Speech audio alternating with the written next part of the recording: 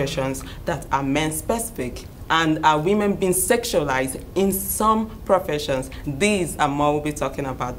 But first, welcome my guest, Marie Keis Uhre. Yes. Thank you so much for coming. I'm so glad that you came. I understand that you started singing when you were 2 years old. Can you remember that? I can't remember that, But my mom always speaking about that. Right, You were singing before you even spoke. Really? Yeah, like but she was actually very concerned about it.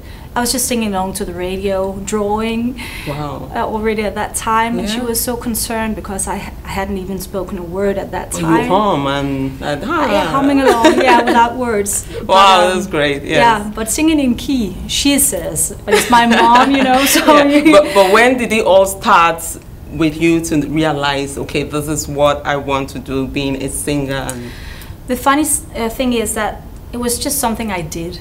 I didn't think of it as, you know, this will be your career. A way to make a living. It was just something I did, and I was having fun doing it. Yeah. And my dad. At what age was that?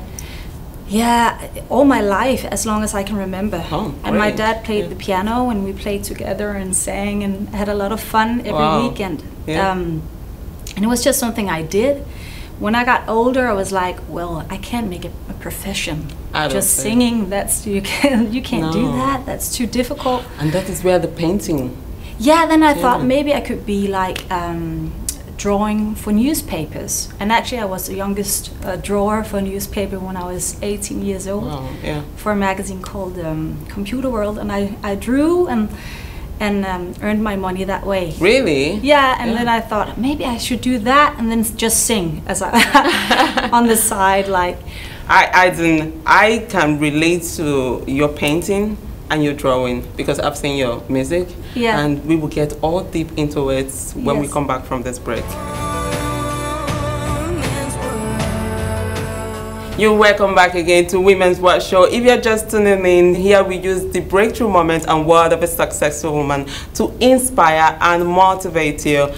My guest today has been really amazing, and we are just getting started. She is Marie Keis Uhre. I have to say that. Okay. Okay. I really have been intrigued to meet you again because when I saw you, I met you at a garden party where you were really using your voice. Like, I got stunned watching you sing, and I was like, wow, she is good. She is good, amazing. But I want to know, how did you come about mixing the art and the music? Because one of your songs, when you were, you know, playing, that's the cloud, Lonely in the Cloud. Yeah.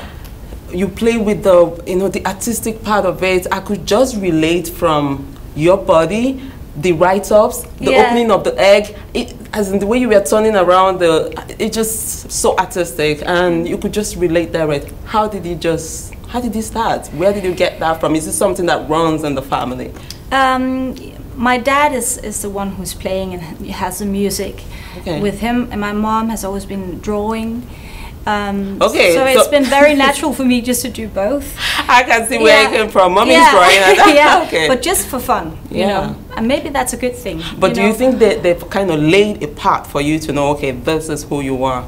Yeah, my mom said that she always knew that I was like. But she never forced you to like do it. No, but she was very kind, you know. She was like, just draw, just sing. You don't have to clean up your room, and she was like that. So I could just draw and sing all day, and I really did that. Great. Yeah. Because I think it came out pretty well. You're doing Thank you. How is life after X Factor? How has it been? Tell us. Yeah, very good. Very good. Yeah, I've been singing a lot. Because you made it to semi-final. That's huge. Yeah. Huge. The competition is high. Yeah, but I'm a part of the band. Wow. Nice. Yeah, so I've been that for 8 years. So, you know, they don't vote for me, but I'm there.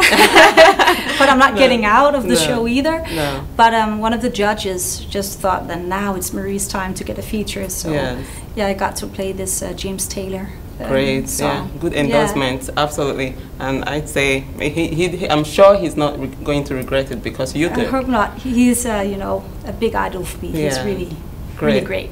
Right now, I just want us to dig into the topic of the day, which is Women in Men's World. In your profession, as a musician, do you think that that they sexualize in your field of profession? I definitely think so. It's like if you're a woman, you have to be very, very young and good looking and sexy. You're really getting sexualized. It's going to be like your trademark, and that's very important. And I think, on the other hand, it's actually very important just to be yourself. And, you know, you have your flaws, you're human, and stick to your personality instead, and let that be your character.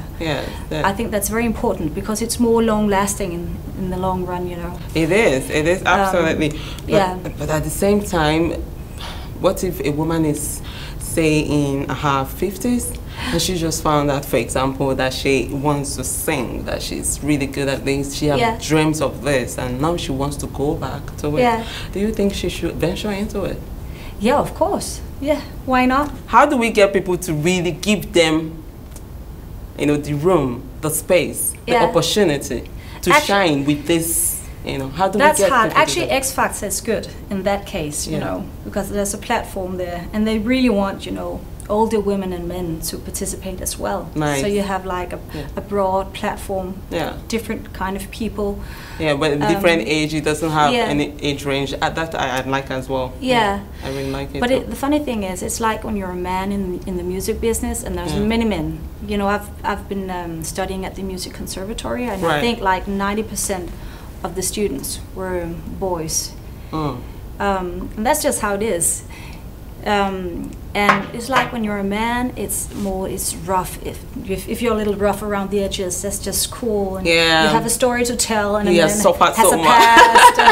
And when you're a woman, you just have to be young and flawless, without wrinkles, and good looking all the time. And that's, you know, it's a heavy load on your shoulders. It's true. It puts pressure on you as an artist, I say, So I've been playing in a lot of schools in Denmark. I had a band. I have a band called Lilyphone, and we've been playing in the US for 10 years. And wow, great! Chasing our dreams, and then we play at the schools in Denmark and trying to inspire the kids to chase your dream, no matter what. We know there's ups and downs, but it's all worth it. So just go for it. But do you think the society is accepting that? Like when you go around with your band, trying to inspire, do you get positive response from that? Yeah, really positive. And they're like, oh, you can do that, and you're a girl among the boys, and you play the guitar, and I think that's cool.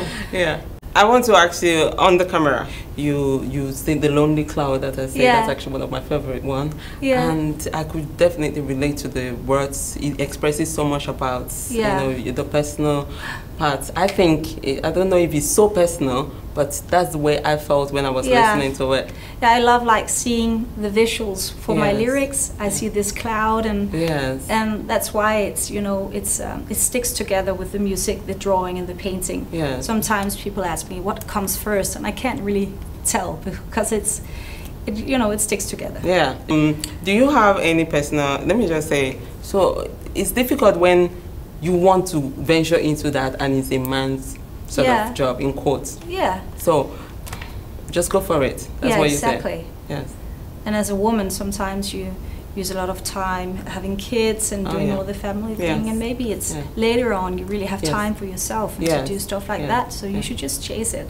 When you're ready for it. Exactly. I agree with you. And the society should accept it. That this is it. This is who you are, and there should not be any tag on the age. No. There should not be any tag on the gender as well. So no, go for it. Not. Thank you so much. This is really getting all juicy, but we'll continue just right after the break. So grab your coffee and come on back. Have you ever been sexualized in your field of profession? Have you experienced it? Oh, that's a good question. You know, I'm used to be among boys. And I don't know, maybe I've just been used to, you know, the tone between the boys. They have like a certain way to say things. And maybe I'm immune actually. To it, so you just dust it off, like. I'm a little immune, but of course many times you've been told, oh, you have to look a certain sexy, way. especially when I was younger actually. Right. Now I think like I have established like you have more like a voice. And, yeah. And who I am, and people respect that. Yeah. So that's a really nice place to be in. So it's really been really nice getting to know more of you. But what would be your advice to a young lady out there who is trying to pursue her dream? Really listen to your heart all through the whole thing, and be true to yourself. I know it's a cliche, but it's really important, and not be afraid to stand out. Don't be afraid.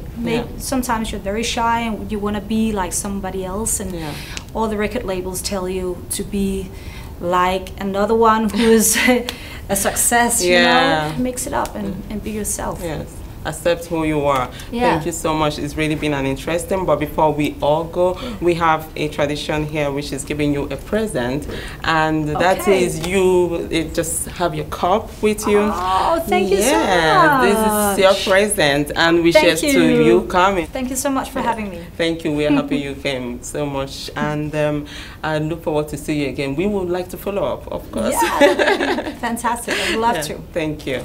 Cheers. Cheers.